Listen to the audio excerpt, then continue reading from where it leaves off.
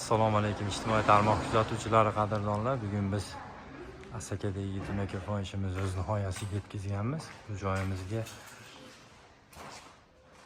joyimizga oq rangimizdan, mokriy rangimizdan va tilla ranglardan aralashgan MD fasonda tunakadagi varianti bo'lgan.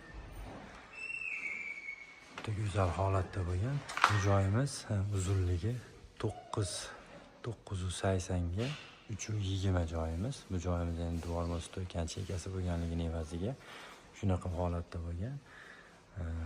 Narigi tomonimiz 320 ga 912 joyimiz. Uzunasiga ayvonimiz. Ikkita oyna rombi, bu tomonga bitta oyna rombi qo'yib berganmiz.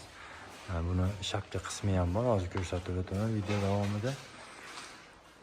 O'sha hisobda 200 kvadratga hisobimiz chiqqan. Bu joyga 200 kvadrat ketgan.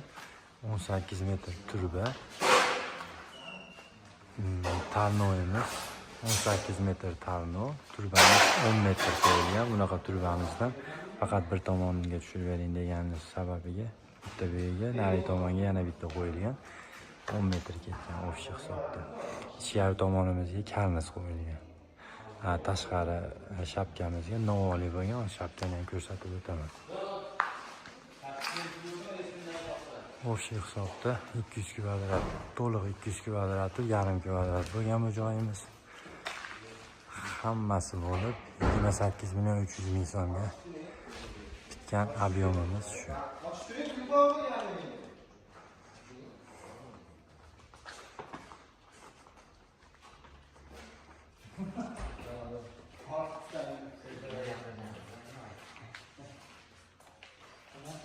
Bu tomonimiz shapka qismi novo qilingan. Bunaqa tashqariga bo'rtib chiqadigan novoyimiz, ko'ribimiz chiroyli holatda bo'lgan. Bu joyga birinchi rim stoyga quyilib, keyin regel qo'yilgan ekan. Agarda shunaqa holatlar bo'ladigan bo'lsa, qanaqa holat bo'lishidan qat'iy nazar rim stoyga quyilsa, keyinchalik regeldan oldin shuni ustiga regel qo'yib turib, fermani qo'yib turib, bu stoykaga bir 6-8 santimetrlik xona qo'yib ketsanglar, ozgina ko'tarib regeldi fermani. Shunda go'zal bo'ladi. Ko'ribni ham qo'yishga qiynalamiz. Endi buni kesilgan. 2-3 santimetr kesildi bu joyda. Shunaqa holat.